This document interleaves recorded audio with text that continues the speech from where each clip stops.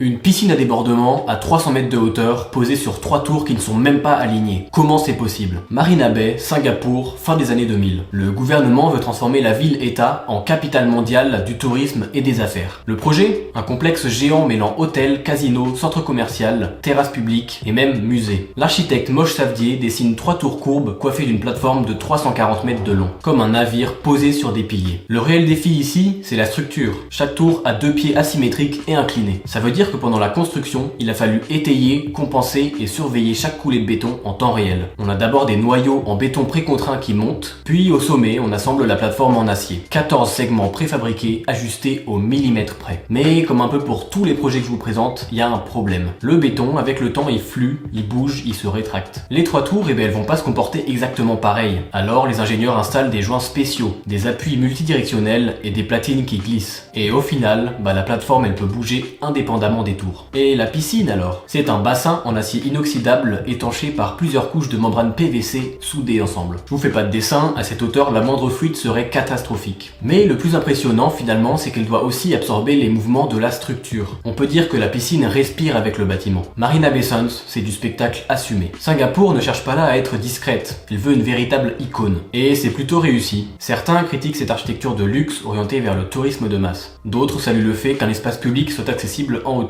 La prouesse structurelle reste cependant unanime. Marina Bay Sands prouve qu'on peut faire tenir une piscine olympique à 200 mètres de hauteur. Reste à savoir si c'était vraiment nécessaire.